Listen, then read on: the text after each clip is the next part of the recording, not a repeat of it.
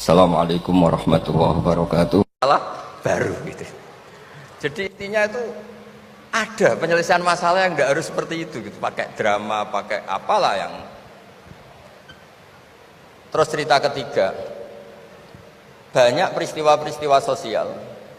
Saya ulang lagi, peristiwa-peristiwa sosial yang penyelesaiannya itu juga agak lewat pengadilan.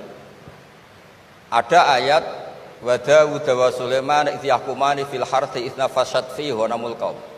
Itu yang diceritakan di beberapa tafsir. Ada cerita unik begini. Ada dua perempuan kakak beradik, sama-sama punya anak. Kebetulan sama-sama ganteng.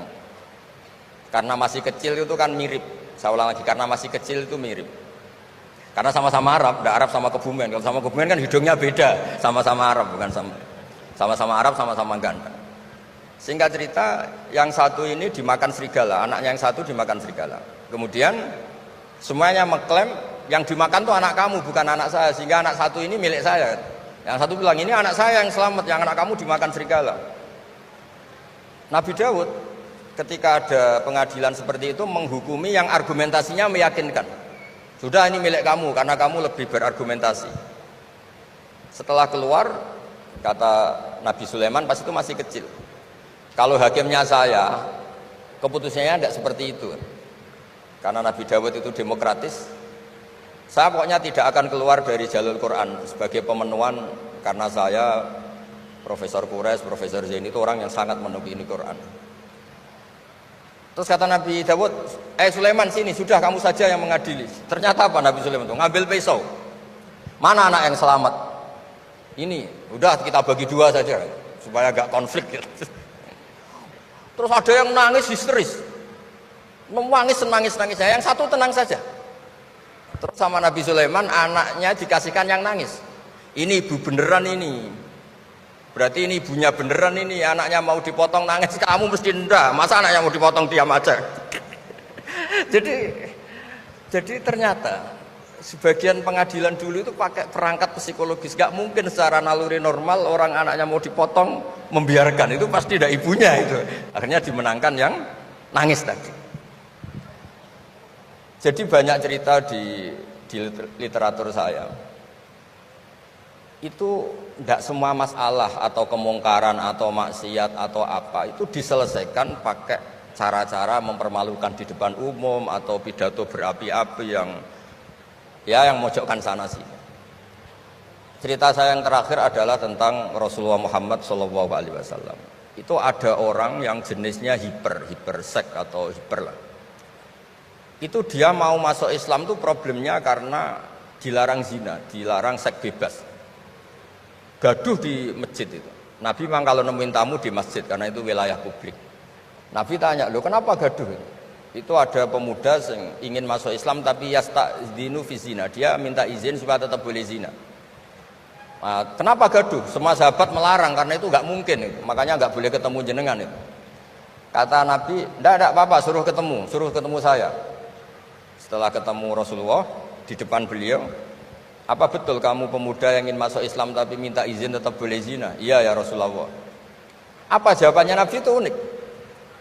Atuhibbuhu li ummik, pertama, kamu suka kalau ibu kamu profesinya seperti itu kemudian dinikmati hidung-hidung belang? Enggak Nabi, kalau ada orang gitu sama ibu saya tak pukul. Atuhibbuhu li bintik, kamu suka punya putri yang jadi mainannya orang-orang hidung belang? Ya enggak Nabi. Atuhibbuhu li ammatik, kamu suka kalau itu terjadi di bule kamu? Sampai nyebut sekian orang-orang yang dicintai pemuda itu.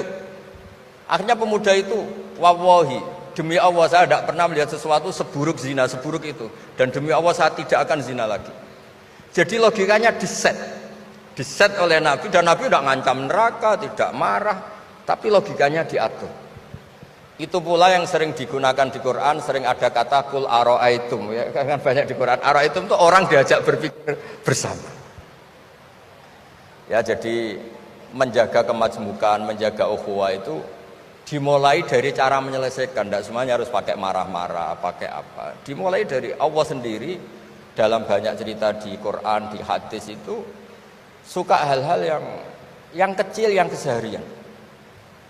Makanya dulu itu kalau ulama ditanya, saya ini tidak punya uang padahal ingin makan enak, Ij'al idama ka'al ju'a. Ya, lauk paling enak itu satu, yaitu lapar. Kalau kita puasa, makan apa saja enak karena lapar. Orang sudah lupa, ngiranya makan enak itu kalau menunya atau lauknya sesuai selera, itu keliru. Ij'al idama ka'al ju'. Jadikan lauk terbaik adalah lapar. Wah, kita mau tidur gak enak gini-gini, ingin cari tempat yang enak. Ya, makanya Kiai kuno kalau nasihati anak-anaknya, kamu kalau ngaji makan yang enak, tidur yang enak. Maknanya jangan tidur kalau gak ngantuk banget, jangan makan kalau tidak lapar banget. Itu pasti semuanya menjadi enak. Nah, orang sudah melupakan kearifan-kearifan begitu, sehingga solusi-solusi yang dibikin ini lompatannya malah kacau, karena sebetulnya itu ndak adatnya Allah.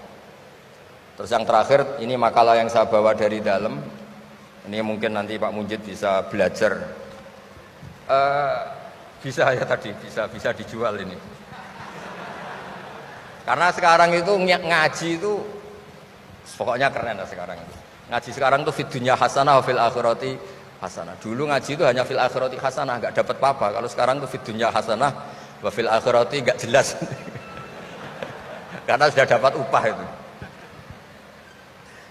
Nah, ini cerita, ini di tafsir Qurtubi, nafsiri ayat la khaira fi katsirin min najwahum illa man amara bi shadaqatin. Ikutnya suratun Nisa, nanti bisa dicari di, ya kalau orang UGM mungkin di googling mungkin 114 ayatnya itu.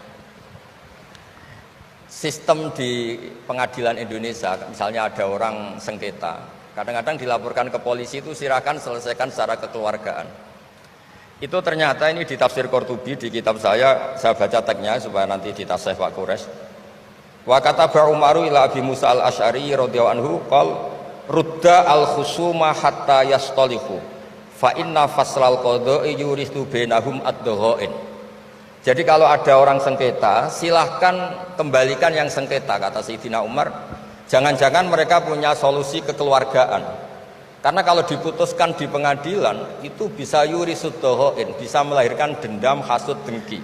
Tapi kalau mereka diselesaikan dengan logika mereka sendiri, dengan kearifan mereka sendiri, maka itu lebih baik. Ini juga yang dilupakan. Setiap ada masalah itu dikasuskan di pengadilan. Padahal ini andaikan saya dalam posisi pengamat politik mungkin cerita, padahal bisa diselesaikan dijadikan menteri misal, tapi itu tidak wilayah saya. Tapi itu udah wilayah saya. Andaikan saya datang sebagai pengamat politik mungkin contohnya itu, tapi saya tidak masuk wilayah itu. Cerita-cerita itu masyhur itu. Dulu ini cerita lagi ke Habib Quraisy di Abi Quraisy ya. Pernah ada orang itu saking solehnya beli tanah. Mestinya beli tanah seisinya, lala tanah itu emasnya banyak. Setelah itu orang itu bilang, saya ini hanya beli tanah kok isinya emas banyak, ini gimana? Bilang sama penjualnya. Penjualnya nggak mau, enggak, saya jual tanah seisinya, emas itu milik kamu, enggak, saya beli tanah kok dapat emas. Itu dulu penyelesaiannya bilang, kamu punya anak putri, kamu punya anak laki, ya sudah besanan saja biar nggak kelio. Jadi dulu banyak cerita-cerita kearifan yang orang itu udah harus rame-rame di pengadilan. Ya tadi andaikan saya politik, mungkin contohnya nggak usah di MK lah, dimenterikan gitu. Bisa andaikan saya politikus. Tapi tidak, itu tidak wilayah saya. Jadi di antara kebaikan Islam, benan nas, bukan benal muslimin, bukan benal muslim wal kafir. Benan nas. Kita rukun sesama non muslim itu juga ajaran Islam. La khaira fi katsirin min najwahum. Diskusi apapun tidak baik kecuali diskusi-diskusi yang menyuruh kebaikan, menyuruh sedekah, au islahim bainan nas, atau diskusi yang menjadikan kita baik-baik saja, hubungan kenegaraan, hubungan kebangsaan, hubungan kemanusiaan baik-baik saja. Ya, sekian mukadimah saya, nanti ditambahi Abi Quraisy, Profesor Quraisy. Sekian, dan saya tidak salam dulu karena pasti provokatornya ini merovokasi lagi. Jadi kalau moderator itu kan bikin sesuatu indah. Ini jadi tidak indah. Masa orang sesantun saya dibilang harimau, itu kan kacau itu. Itu nggak benar itu. Karena kalau di Indonesia, oh ini negara nggak benar, kayak hukum rimba, yang kuat menang. Yang kuat itu kan harimau, wah, jadi masalah kan. Lah itu sing dialami Nabi Ibrahim alaihis salam. Jadi Nabi Ibrahim kalau cerita nih cerita ben nggih pelajaran nggih jenengan bahwa kita meskipun nahi mungkar itu mesti ana nafsune. Nggih nahi mungkar wae ana napa? Nafsune. Nabi Ibrahim ini cara kitab hikam nggih. Ning gone bab tiyang sing mukasafah kok gak di rahmat al-ilahiyah itu dianggap maring rusak Islam. Nabi Ibrahim diangkat pangeran ning alam malakut. Bareng diangkat pangeran ning alam malakut dipertontonkan sama orang-orang yang tukang maksiat. Terus Allah tanya Ibrahim, menurut kamu mereka yang tukang maksiat diapakan? Bunuh saja ya Allah, karena mereka makan dari rezeki engkau tapi maksiati engkau. Mbak pangeran dituruti dipateni. Sampai 3 kali kejadian, ya maksiat itu mulai zina macam-macam lah, pokoknya yang enggak bener-bener. Mbak pangeran dituruti. Suatu saat walhasil Nabi Ibrahim itu nyembelih anaknya Ismail. Anakmu sembelih Ismail. Protes habis. Huwa samratu fuadi itu buah hati saya Gusti. Kok kon jenengan kon nyembelih ku piye? Kowe keberatan nggih keberatan Gusti niki anak kula. Jawabe pangeran, kowe gak eling zaman tak angkat ning alam malakut. Nek ana wong maksiat ngene-ngene mbok kon mateni tak turuti. Bareng aku ngongkon kowe kok mbok pikir. Kowe pas ngongkon aku ora tak pikir, ora usah ngongkon kowe kok mbok pikir aja. Terus Ibrahim jawab, "Lah niku anak kula Gusti." Wong-wong iku ya kawulaku. Masa aku gak gelo ke usul mutan mateni. Lah saiki ketok. Bener cerita hikam iku ketok. Pokoknya yang berwong mukmin mesti bejo. Fakul salamun alaikum. Mergo tabarok hukum ala nafsihi rahmah. Kata bos mesti ana eko dadi mesti ana sapa hukum pengenan sira kabeh. Allah memastikan pada dirinya sendiri atau Allah mewajibkan pada dirinya sendiri ar-rahmata ing mujudna rahmat. Soalnya yakin nih, soalnya anggar ngaji, anggar soleh mesti kata barok hukum ala nafsir. Anggar kowe kok mamang mlebu neraka itu berarti setan. Mantep ae ra bakal mlebu neraka. Tapi langsung mlebu. Gak usah mamang saiki langsung mlebu. Ora usah apa? Ora usah mamang. Lah iki keliru nih. Terus perasaan setelah iman masuk neraka itu perasaan yang salah. Wis wae yakin neraka itu ora alamatem. Napa? Ora alamat. Ya karena tadi satu gak pegang kuncinya, napa? Terus kita tidak tahu posisinya di mana neraka itu kita tidak tahu. Nah swarga kan nggo kuncine. Mestine ya sak data napa? Posisine napa? Terus niki Sherlock napa? Napa terus iki apa? GPS. Mosok ana kuncine ora ana alamate kan gak mungkin. Neraka kita tidak tahu alamat. Mbon akhir roh aku ora roh. Alamatin rokok jelas medit wis tak jelas. Karena medit deket-deket situ, napa?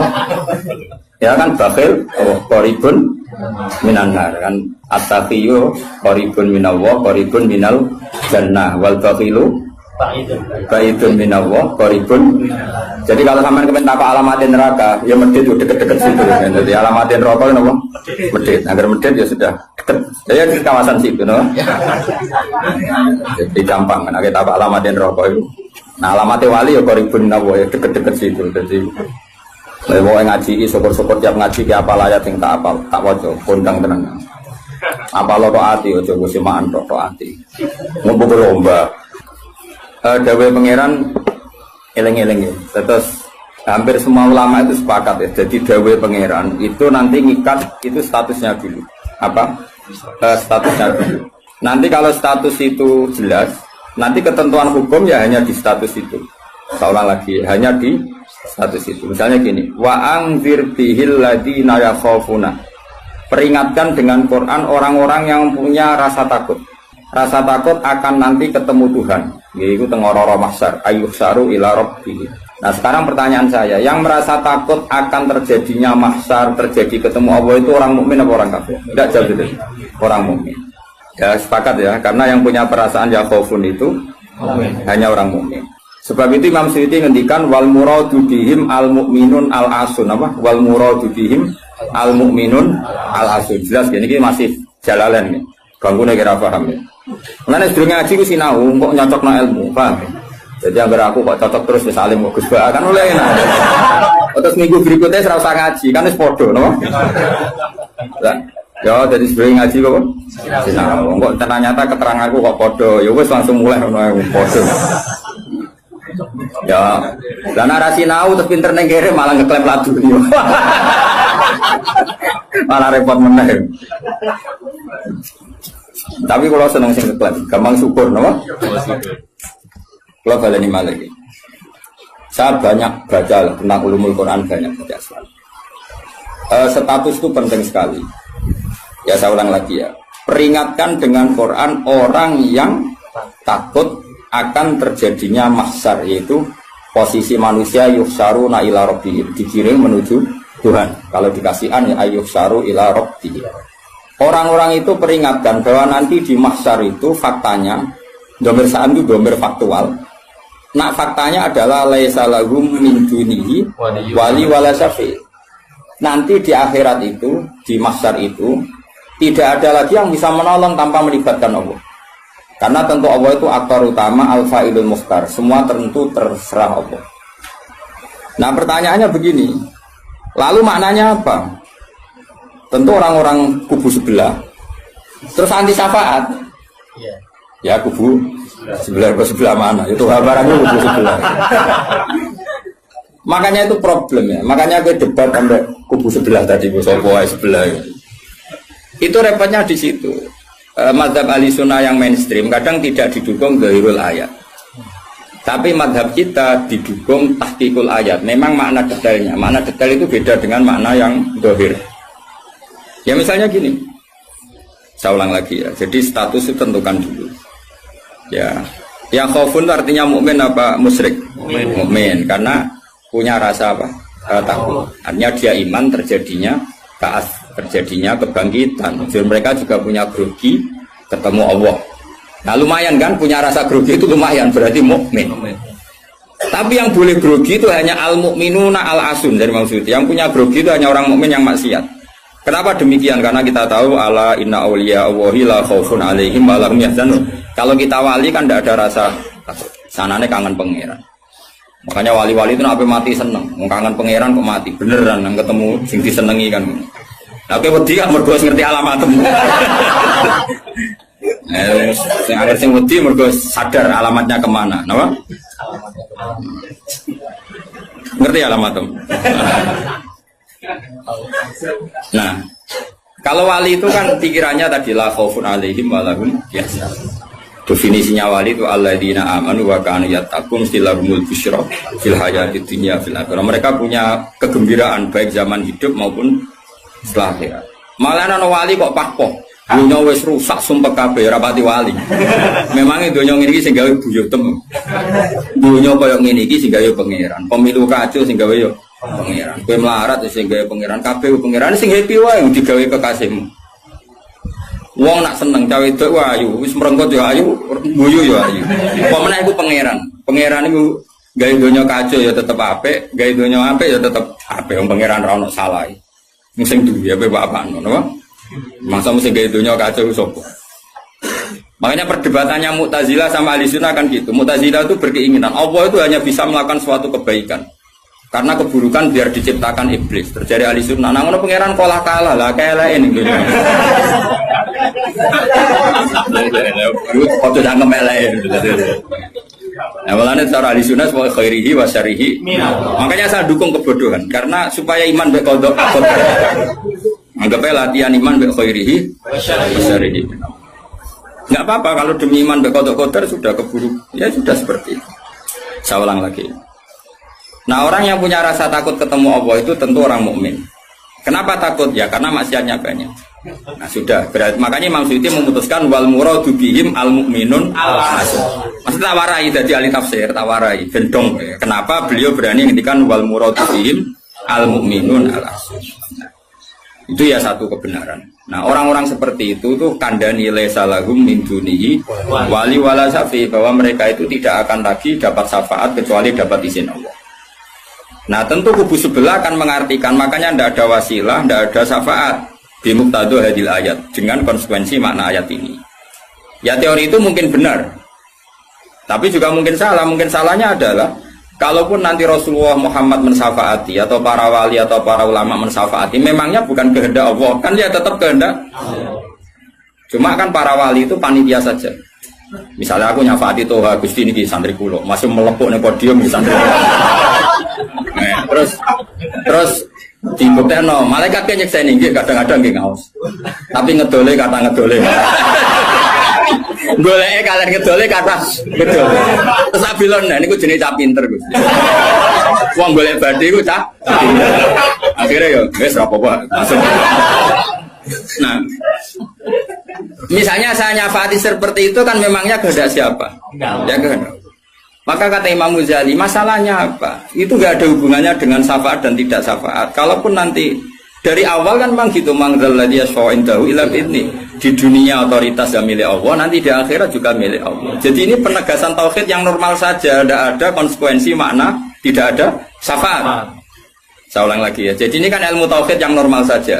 Di dunia kita bisa gini ya karena kehendak Allah, di akhirat juga sama karena Allah selalu al-fa'ilul mukhtar. Allah tidak dibatasi dunia maupun dibatasi akhirat. Maka kata Imam Ghazali, beliau berkali-kali ngendikan fa inna rabbad dunya wal akhirati wahid. Pangeran dunya mek akhirat ku sitok. Kowe ora iso pangeran bukai konstitusi. Misalnya pangeran apa nyafaati itu, Gusti ingat loh ini akhirat. Nampun mati ini ngamal pun terbatas. Jangan harus ingat itu loh pangeran. Buat atur. Pangeran tetap ya falu maya sak ngawur ya. Yang kena aturan itu kue, misalnya gini, kue wis mati kok, Gusti kula nyuwun ganjaran sholat, terus sholat itu ganjaran, nggak bisa. Tapi nak pangeran ngekei, kita kei ganjaran sholat nganti kiamat, senajan tuh saya gigi serai sholat. Kenapa Gusti? Ya terserah aku pangeran. Pangeran nggak warai. Sehingga Allah itu tetap, makanya pendapat Ahlussunnah wal Jamaah itu pendapat paling normal karena memberi hak Tuhan bahkan ketika di akhirat. Namun Mu'tazilah orang.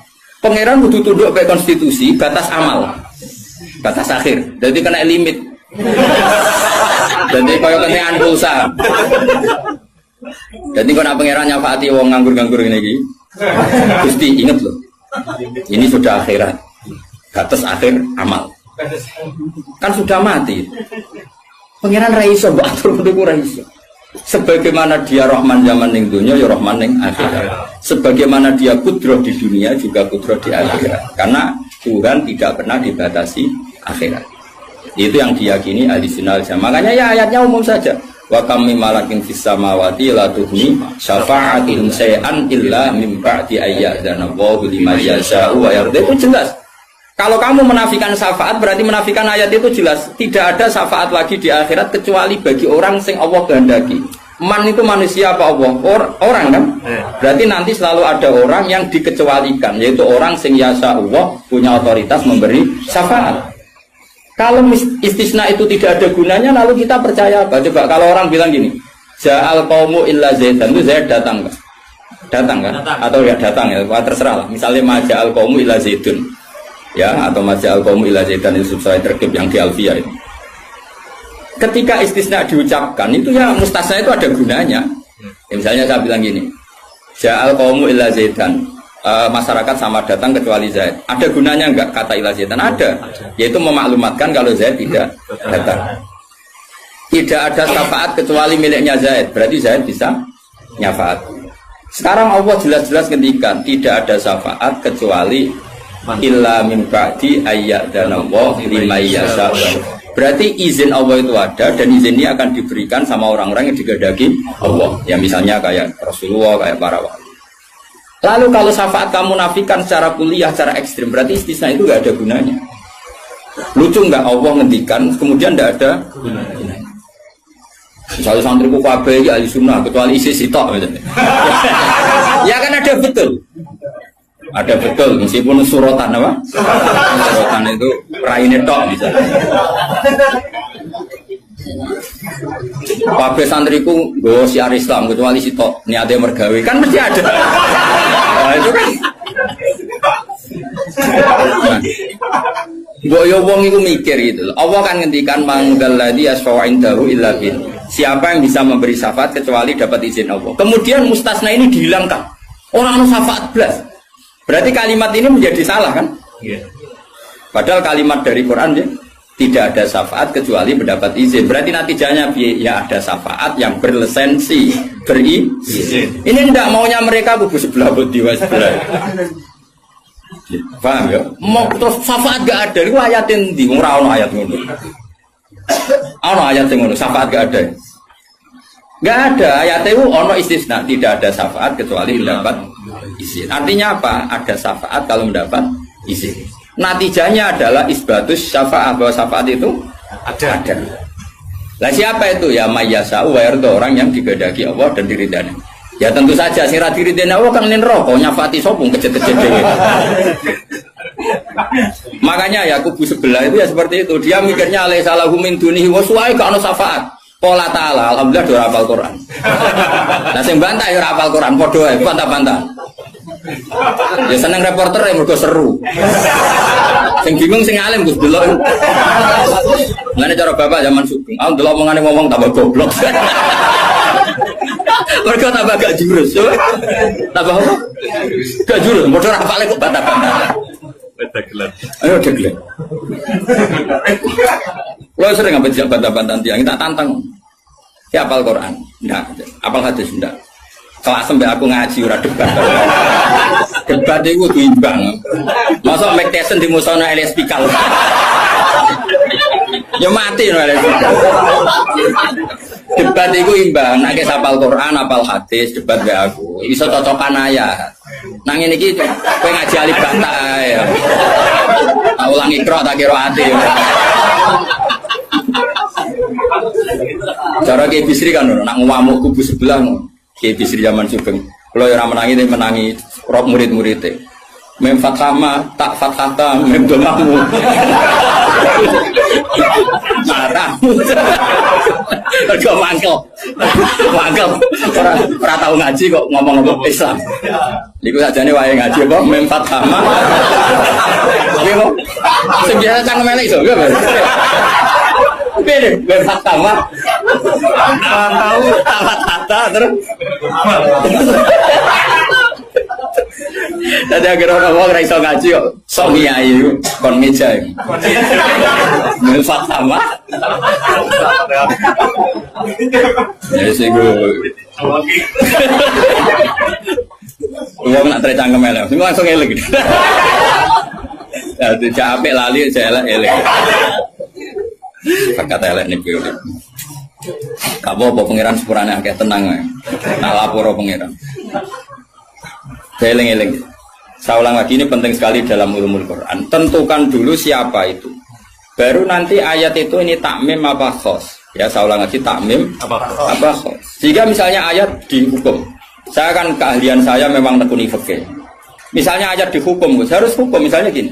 Wal mutallaqatu yatarabbasna bi anfusihinna salasataku. Bahwa perempuan yang ditalak suaminya, maka idahnya 3 kali masa suci. Ya kita harus memastikan bahwa ini mutallaqat benar-benar dalam kasus diceraikan. Ya sudah yang diceraikan itu kalau dia mindawatil haid, masih menstruasi, idahnya 3 kali masa suci. Ini tang ikuti madzhab Syafi'i. Nanti ada konteks di mana orang itu tidak mutallaqat, tapi ya tidak bersuami, misalnya suaminya meninggal. Ya ayatnya jangan ayat itu. Walladzina yatawaffawna minkum wa yadharuna azwaja yatarabbasna bi anfusina arba'ata asyhur. Bahwa yang jenis perempuan ditinggal mati suaminya idahnya 4 bulan 10 hari. Sudah kita sepakat. Jangan terus bilang gini, idah itu pokoknya 3 kali masa suci. Ya idahnya siapa? Apa? Idahnya. Nah nanti tahu-tahu mesti ada problem secara fikih. Problemnya begini. Kira tahu mikir mari terang. Oh ya Allah, sabar. Amin tenang. Sabar.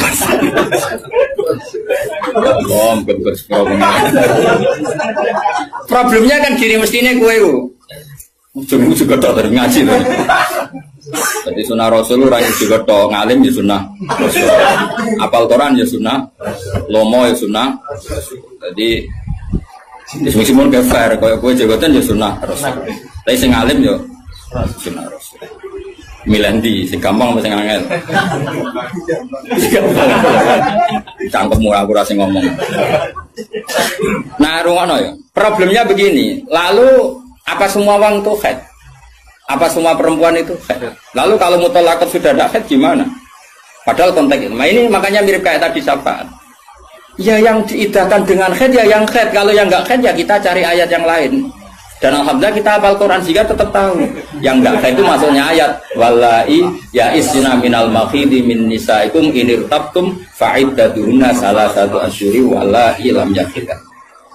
Jadi kalau perempuan tidak haid karena monopause itu iddahnya 3 bulan atau yang belum haid. Paham jelas ya? Jadi ayat itu pastikan subjeknya siapa tentang siapa, jangan langsung diartikan enggak ada syafaat. Dalile surat An'am nomor piro? Biasanya apa ayatnya refa ayatnya nomor itu. Lihat ayat nomor sekian. Nah, ya iku bunine piye? Rata-rata iso ta? Ora iso. Lah aku bela kowe ya ora iso pisan. Muatan wong. Ahli sunah zaman akhir ruwet kok dibela jebule padha ra isane. Amit tenan. Makanya kan kelihatan kalau syafaat itu ada kan tadi saya ulang lagi ya. Tidak ada syafaat kecuali kepada orang yang mendapat izin. Berarti harus ada aktornya. Orang yang mendapat izin itu harus ada. Dan itu Rasulullah Shallallahu Alaihi Wasallam dan para sahabat, para wali, para ulama. Sama. Kalau perempuan itu iddah 3 kali masa haid atau masa suci, berarti ada yang haid. Ya sudah, kalau yang haid iddahnya seperti itu. Lalu yang enggak haid ya kita carikan, karena pasti ada orang yang perempuan itu sudah ada haid. Nah itu ayatnya wallahi ya isna minal makhili min nisaikum in irtabtum fa'iddatuna salasatu asyhur wallahi lam yahid. Paham ya? Jelas ya? Artinya kita jelas. Ojo kok PP apa ayat itu terus pokoknya namanya iddah 3 kali masa suci. Terus ayat arba'ata asyhur wa asrobu lebok nih. Terus ada masalah lagi, perempuan yang hamil itu udah haid lagi. Nah itu masuknya ke ayat wa ulatul ahmali ajaluhunna ayyadna hamlahun kalau hamil. Jadi ada sekian ayat tentang syafaat ada sekian ayat. Nah kebetulan kubu sebelah dan juga Anda podo-podo rapal lagi repotnya. Mulane bela ahli sunnah ini ya rugi zaman akhir. Jadi bilang ya ora. Ngapa Allah sekarang-karuan. Loba menangan mata mengontor. Lah sing ora paham ya Eropa ya kalah. Malah kalah membidu Gus ya ora loba. Yo kalah kono lumayan untuk umroh. Lah kowe mulane kudu mlebu swarga kowe rugi yakin akan mlebu swarga. Wis lomba ra menang ya ora apa. Ning donya ora pati dimulyakno wong tekan mati kok mlebu neraka iku apa-apaan. Aku lah dari sana ra gelem. Ora pantes ngapal Quran ben neraka ora pantes. Kene malaikat Malik gak ngurmati Quran tuh. Saya repot nak dites ya tuh. Balik keren. Apa ayat iki? Kowe dhisik ayat iki waca, wah pusing. Ma balik wali biru qaumahum bidaru jauh ilaihim iku. Saya ulang lagi ya. Jadi kalau kamu ingin alim tafsir itu tadi ya. Aktor itu pastikan siapa. Yang headnya salah satu kur itu siapa? Mutolak. Mutolakat yang idahnya salah satu kur siapa? Ya, yang masih head. Kalau yang masih head gini. Yang sudah agak head lagi. Ya sama. Yang dapat syafaat itu siapa? Al mukminun al asun. Orang mukmin yang kasih. Karena kalau orang kafir sudah jelas. Mansus mukhalladina finnar. Apa dia abadikan di neraka. Terus orang mukmin yang wali gak perlu syafaat karena memang sudah di surga kan gak perlu syafaati. Karena ada seorang ulama itu ngendikan gini, Ustaz anak soleh sing tenanan jawabin gak ngel-ngelo Kanjeng Nabi. Ini loh Kanjeng Nabi akhirnya ramu bumbu swarga perkara ini nyafaati ra jelas-jelas. Jadi kita itu gak ingin syafaat bukan karena sombong, sungkan ngel-ngelo Kanjeng Nabi. Nah, ya misalnya mudik sumpu wojok, sebenarnya dibuat nih pangeran nang bumi NTT.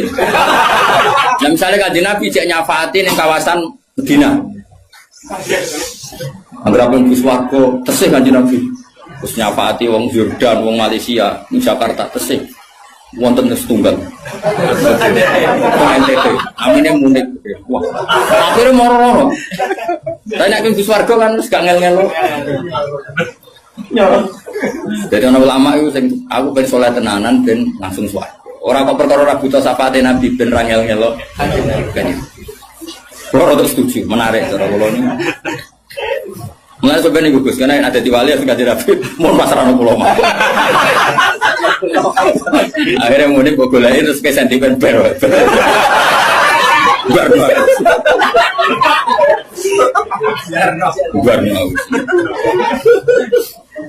Jadi saya ulang lagi ya. Jadi kalau ada satu kalam, saya ulang lagi ya. Kalau ja'al qaumu illa zaitan, maka istisna ini pasti ada gunanya. Ya memang beberapa masyarakat datang kecuali Zaid. Syafaat itu tidak ada kecuali dapat izin. Berarti izin syafaat itu ada gitu kan. Paham ya?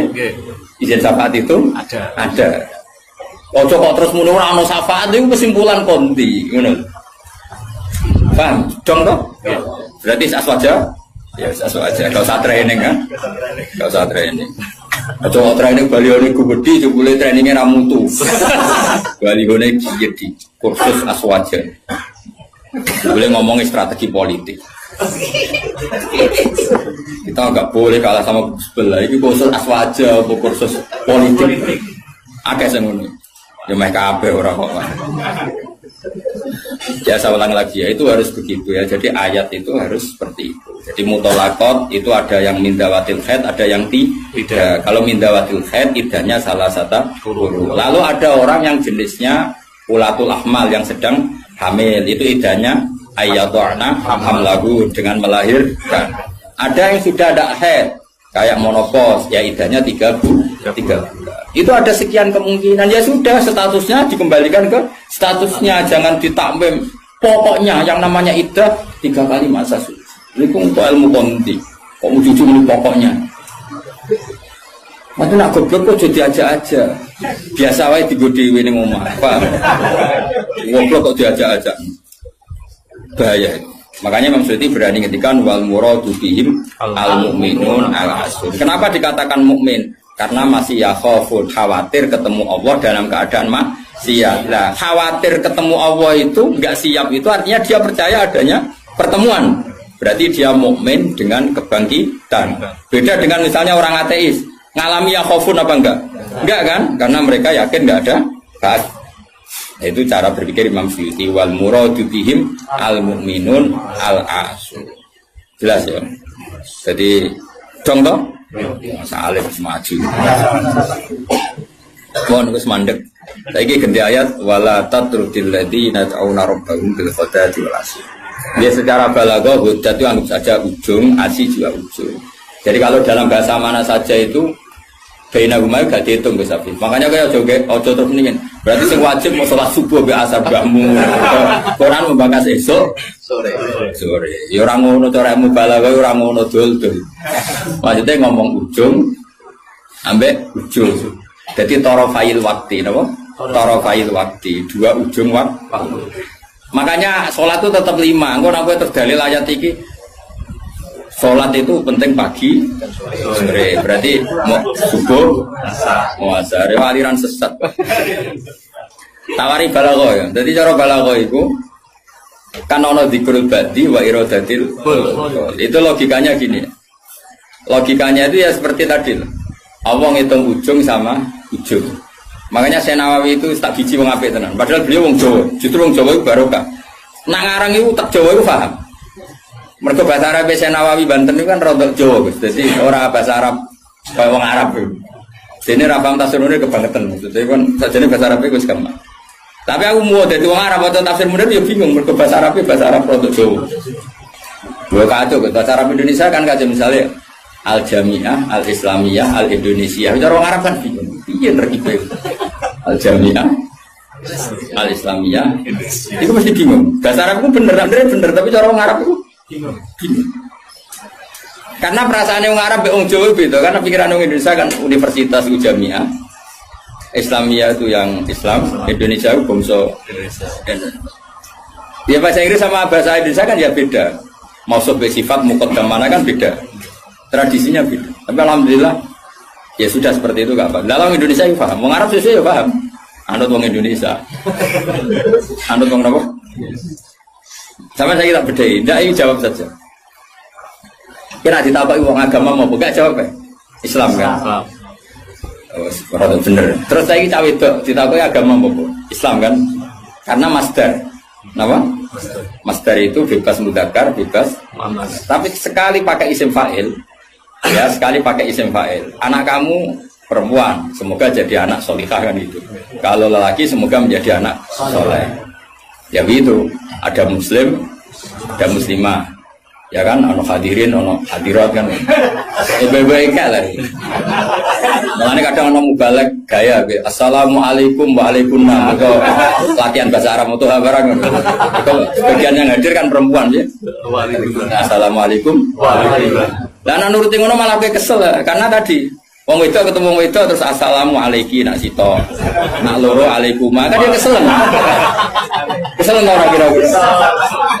Ngene ora usah ngono. Nah ini penting ya secara bahasa. Sehingga di surat Waqiah, makanya sama turun sama Senawawi.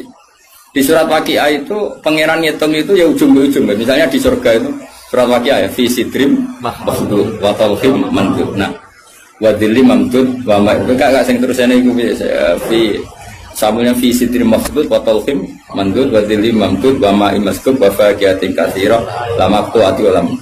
Itu apa mencontohkan itu sidrin. Sidrin itu ya pohon yang daunnya itu kecil sekali.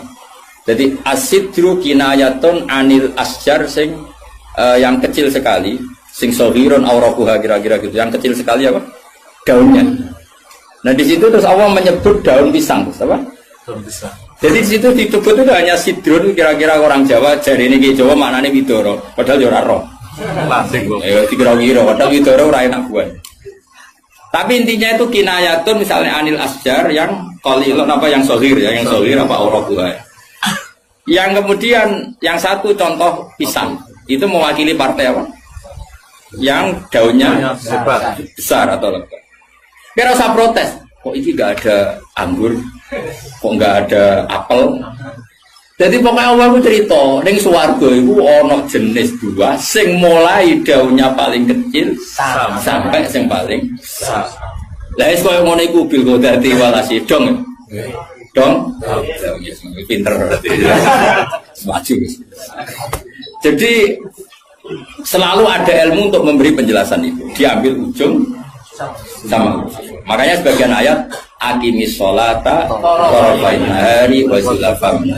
Itu bukti kalau teori itu benar. Makanya ayat ini yang jadi pegangan. Kamu kalau sholat ya ada bagian ujung siang dan ujung malam.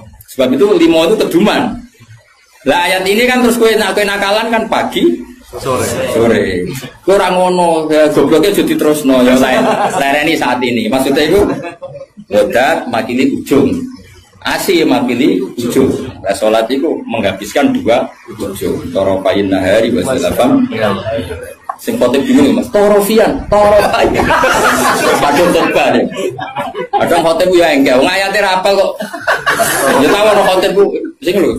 Sing piye falanu fiyanahu mut falanu kai falanu lele baba rapal ora sama bae falanu fiyanahu falanu dari wah kita berjurat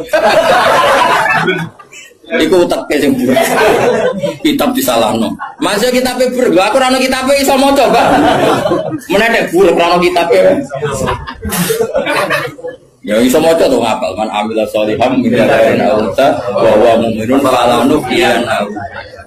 Barang guret juga alasan fala anu. Nek lebah wis tuwa khutbah pe pamer sing umum mak wis sing pokok-pokok ae. Alhamdulillah salat terus bar. Karo dene khutbah suwi-suwi lha opo. Yo enak lho khutbah, dawuhe Nabi malah enak. Alamate wong alim ku nak khutbah cepet, nak salat suwi. Dadi enak to khutbah cepet ae. Dadi kok kena sakjane mergo ora iso. Tapi kok diwa alasan jare Nabi, alamate ngalim jare Nabi kuwi wong cepet salate. Salat suwi diakali, nak maca surat kesuwen ra iso ya sujude sing suwi. Kan gak modal. Dan aku nasib pape jarak pali, mereka sujute. Ya nasib-nasiban. Juga lewat melarat terus. Nak nasib pemape jaga zuhud. Nak nasib pemelek jaga ilmu lera baru. Mulane uripe kangen. Wong kan nasib-nasiban terus sebetulnya. Wong nak nasib lagi ape? Kalau wong alim, mau kita keliru. Wong mesti darani sabkul lisan. Tapi nak kue bener. Pas bener sabtu lisan. Aslinya ra iso. Tapi pas bener saudarane. Nak salah gagap tenan. Nak bener sabtu lisan. Tapi nek terkenal ngalim. Nak bener gagap tenanan. Salah bisa. Supaya penak. Jadi nama lagi apa itu? Toa kumpul rondo ayu. Nak sing seneng ya dakwah, dakwah. Nak sing ra seneng was malaikat babur. Oh, nasib penting, nasib penting. Yo, pol nasib. Kena lagi senengi wong wis para pejabat darani dakwah, dagem bina, semuanya nasib nak lagi apik. Tapi nasib elek dagem golek-golek yakin. Tapi sing roh sapa wis terserah pengen ben iku. Nggo rame-rame dunya napa. Ya wis ra jelas ya, dadi iku jenenge mimbabi dikril apa? Dikril ba'di wa iradatil qul kata sawu fi sidri makhdud wa talqin. Jadi talqin itu kan semacam buah pisang, buah kurma. Artinya kurma itu kan apa? Daunnya kan besar. Kalau di Indonesia mungkin contohnya apa? Pisang. Nah, sidrin itu mewakili partai apa? Ya, yang daunnya kecil. Jadi itu bukan berarti di surga hanya ada sidrin makhdud sama talqin. Lah nang ngono ya enake apa nih suwarga? Paham ya? Jadi itu diambil taraf apa? Ujung sama ujung. Jadi kalau ngaji jalalan, ngaji jalan Gus Pak mulai wong tikok kiroati sampai sing juara MTQ. Mulai sing ra iso pidato sampai sing profesi ini. Terus dhewe ya. Mulai sing ra iso pidato sampai sing profesi ini. Ono kabeh. Sing ra jenggoten sampai sing ono kabeh. Ya itu jenenge apa ngambil apa? Orang kok terus ngaji mau wong loro ngono maksudnya. Paham ya? Kok nak terus lah iya ora kok terus ngaji wong loro til uga. Dong ya. Udah pinter. Ganjaran gua akeh tenan. Mintro enggak menagi. Just tenang. Pokoknya yakin pengiran anak indadoni abdi. Pokoknya yakin. Ya, jangan menolak orang yang berdoa waktu pagi dan waktu sore. Agak baik torof, nama? Torof. Jadi ya sudah seperti itu. Kayak fala takul laguma ufin. Kalau menyakiti paling ringan ufin saja gak boleh, apalagi yang lebih. Ya kalau ujung dan ujung saja harus, apalagi di tengah-tengahnya. Ya, makanya seperti itu. Cara berpikir seperti itu. Nah makanya ini kalau suwon di sebagian sing ngaji kula kudu anut ayat ini, tapi sebagian yang lain mungkin ada ayat yang lain yang mungkin jadi manhaj. Dan itu yang menjadi ketakutannya Mbah Mun, bapak saya semua. Semua orang alim pasti punya ketakutan seperti ini. Ini ngono tenan, awas ya nak nyulayani iki neraka tenan. Kita kan dihadapkan dua pilihan yang membingungkan. Nah ono santri atau umat atau siapa saja yang nakal. Dia ingin ngaji misalnya. Wong tuane cerita nak iki nakal. Kita kan dihadapkan dua pilihan. Satu menerima. Nah, cara bapak dia di jenenge kiai bengkel. Jenenge kiai iya marasi. Kiai marasi. Wis marasi nak siap nak tangani cah nakal ya rasa dadi kiai. Terus ada kiai yang protektif. Kayak balik Tuhan. Karena dia nama ya. Nama itu golek iku. Nama. Wah, iya elek-elek aku. Padahal sebenarnya api pas-pasan, tapi kan pikirannya kan apa? Justru api pas-pasannya itu sekali elek tuntas.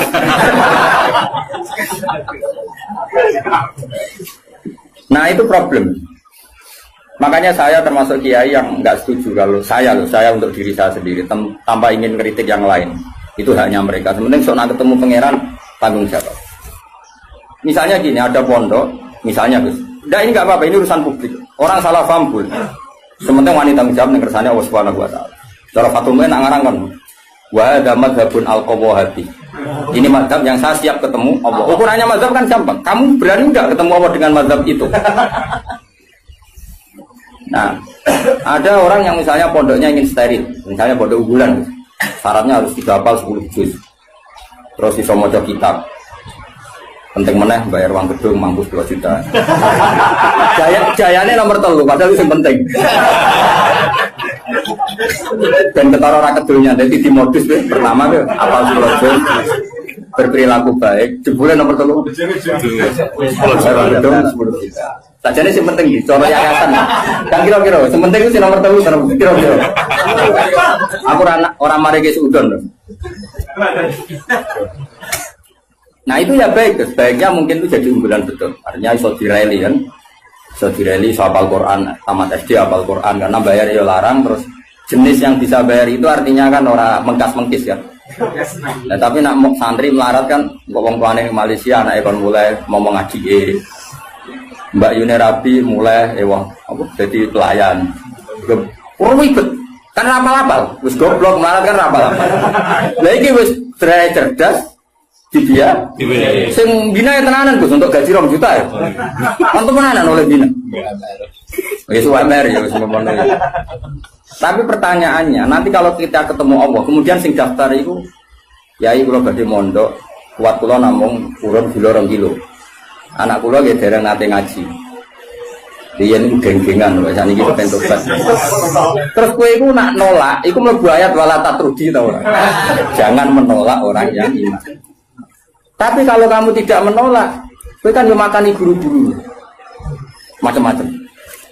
Itu 2 hal yang kita pasti ketemu pangeran itu wedi. Kowe nampa engko nak cah iki dadi ngontaminasi sing bener yo repot. Terus kowe nganggo kaidah darul mafasid muqaddam. Saune ulimu. Saune ulimu. Problem. Memang ya seninya di dunia. Lho kowe mondok ada ana seleksi yo nak kowe ketemu kiai iso nerangno, ketemu pangeran. Ayo, ketemu kiai iso nerangno. Ketemu pangeran. Tolak. Iku ya umatku, iku ya gaweanku, udah mbok tolak. Alasanmu. Terus kowe piye jatuh? Kabeh muni ngene, Gusti, kula damel santri unggulan. Pangeran jebok sedaya unggulan. Tapi mbok tampa kabeh, kowe ora sadar kapasitas yo kliru, wong utekmu pas-pasan. Kemampuane pondokmu pas-pasan mau wong 50 kok nampa wong 200. Kan yo overload terus. Akhirnya ora ke rumah. Wah repot Mas. Mau niku ora usah mbok pikir. Engko ketemu pangeran bener di ngono, tekan surga. Ora usah berdebat. Tapi yang jelas saya termasuk orang sing jadi sisa-sisa pesah ning pangeran. Kulo rawani. Are rawani wis. Ora yo ora mari ora mikir. Bang ini gitu, misalnya ngaji jalan ukurannya apa coba? Tajane perlu ana pelaturan sing oleh belajar tafsir iku sing fikih mapan. Operator iki kena piro? Oh, tereliminir kan syaratnya orang ngaji tafsir setelah apa? Mabadik tamat kan gitu. Takrib tamat. Makanya di Al-Azhar itu unik. Ini cerita ya, saya tidak pernah di Al-Azhar tapi sering dapat cerita. Al-Azhar itu karena didirikan para ulama-ulama top. Itu ada misi dakwah gitu. Misalnya orang yang dari Mekah harus hafal Yasin. Dari Indonesia masih harus hafal Yasin. Tapi uniknya yang dari Cina sekitar maca kulhu lulus. Mereka dianggap benih-benih hidayah di daerah komunis. Jadi kira-kira kalau kamu punya pondok modern, aturannya harus seperti itu. Misalnya kalau daerah santri ya Sarang, Sedan, misalnya daerah Munib, ya sudah lah harus gini-gini karena ini daerah yang sudah mapan. Tapi kalau aku di santri kok NTT, ya bisa apa? Ya bisa syahadat. Pernah sholat belum?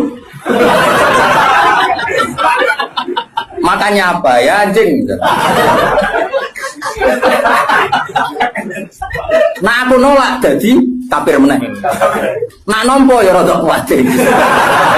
Mau nang santriku diwarai yo.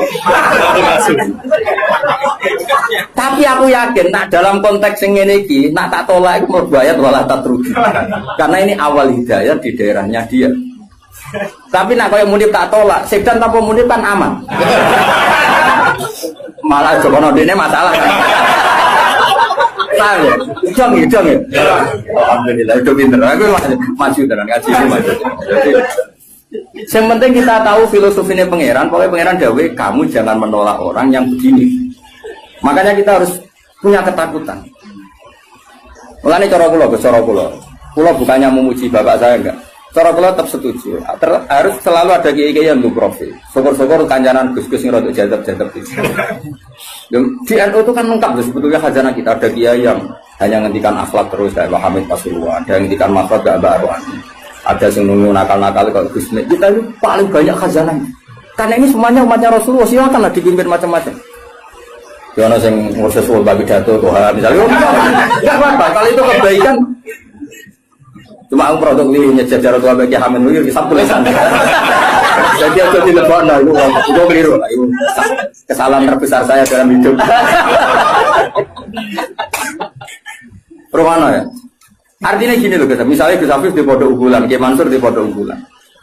yang daftar di situ harus sudah hafal Quran 10 juz, harus begini. Kok nolak orang NTT tanpa solusi, kecuali dengan solusi. Aku yakin dihisab pengira. Kecuali dengan solusi. Dengan solusi gini ya Mansur, berhubung bodoh wis elit, terus ki Mansur eleh. Wah, rai ngene iki pasti ngajine Munib. Terus Munib ditelepon. Iki ono santri NTT. Raine mirip mbek kowe. Iku ae, ben ngaji mbek kowe. Lah soal biayane saya iku tahun pertama aku. Jadi aku ya kepengen dakwah. Terus Afif yang ngono tahun kedua aku nih. Semuanya isin dhewe 1 tahun ketiga. Tapi nak nolak bil kuliah aku yakin dosa. Orang apa mungkin dosa, aku yakin dosa karena menolak orang yang mau mencari hidayah.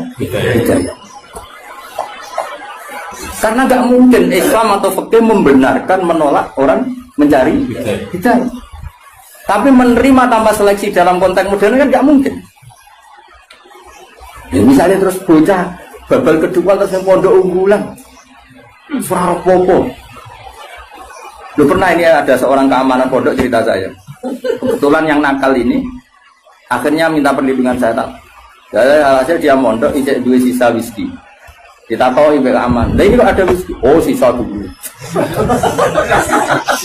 Jadi dia berangkat sih gue. Lah sisa ada yang gue kenangan. Akhirnya ya aku deh kebijakan yuk. Ya ini misalnya seperti itu.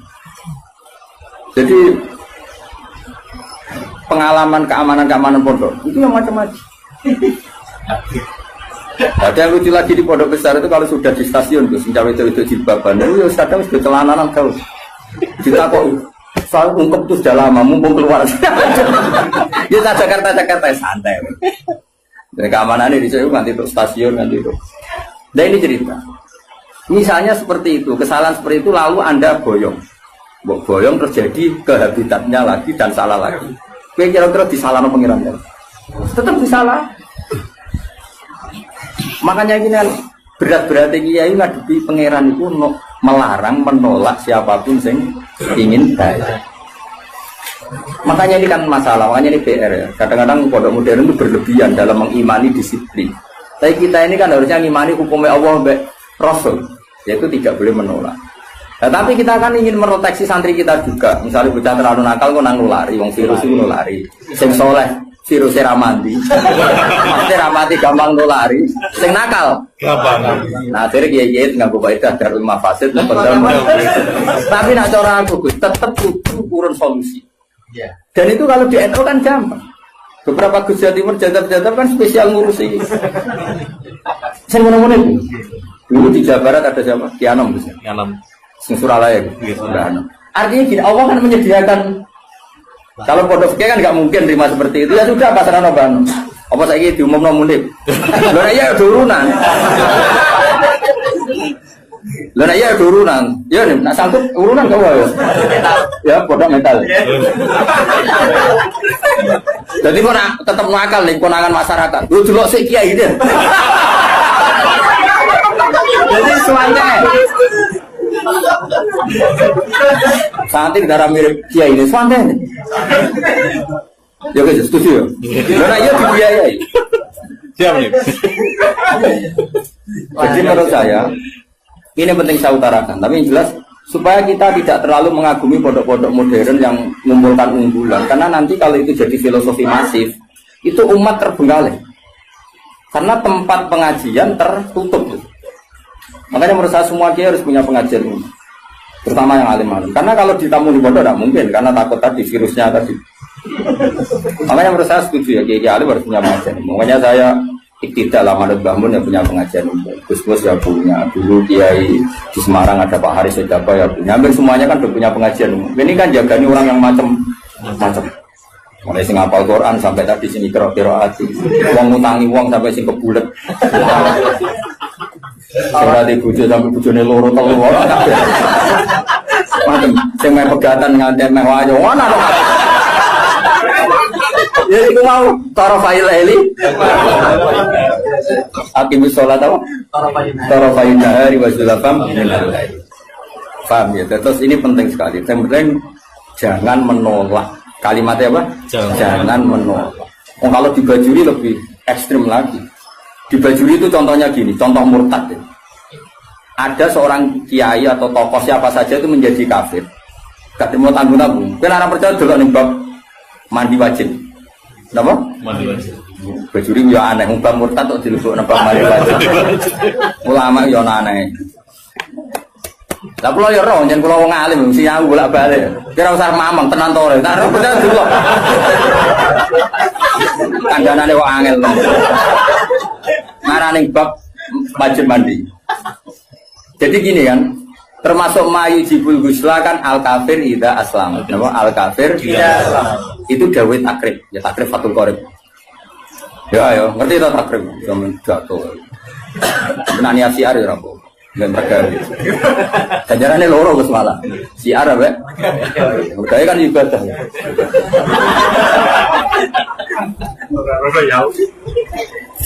Ayo mana? Ini tenan ya. Misalnya kan diantara mayu jibul usla kan iltiqaul fitanen jelas ya kan, macam-macam lah diantara mayu jibul usla ya, iltiqaul fitanen terus apa junub macam-macam lah. Nah diantaranya itu al kafiru ida aslam, orang kafir kalau masih itu kata kitab takrib. Makanya sarah itu penting. Sebetulnya kitab itu agak salah, fatwa itu agak salah. Salahnya begini kata Bajuri. Kira usah melok-melok nyalahno, ruwono ya omongan.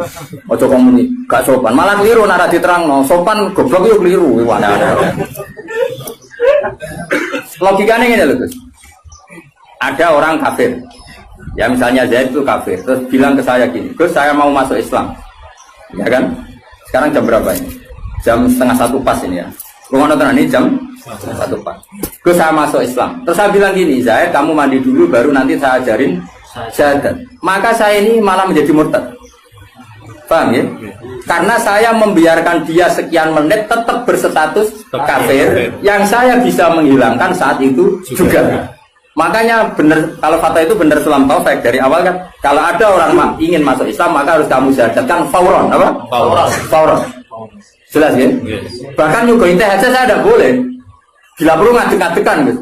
Saya mau syahadat, raiso Arab, Jawa lah. Jawab pangeran sopo, Allah, ya serana pangeran kecuali udah ada Tuhan selain Allah dan suhunya Muhammad ada harus ngadek-ngadekan lah. Nggak boleh disuguhi teh, mana saya tahu kau rokok sih sampai saya.